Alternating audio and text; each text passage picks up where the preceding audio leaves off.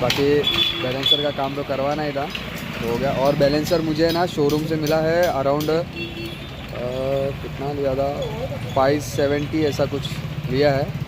570 नहीं, 620 620 नहीं उतना नहीं लिया। 620 MRP। अरे एक मिनट मैं दिखा रहा हूँ। गरीब के प्राइस।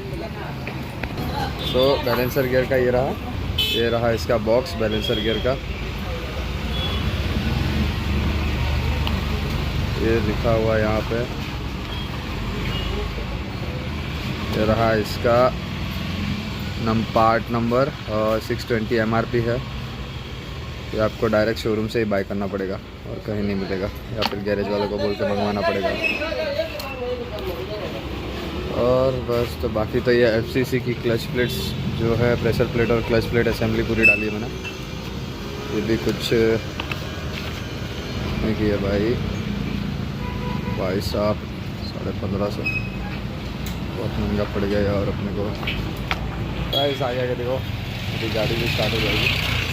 और अब अपने अबरार भाई फिटिंग कर रहे हैं। अबरार भाई कितना टाइम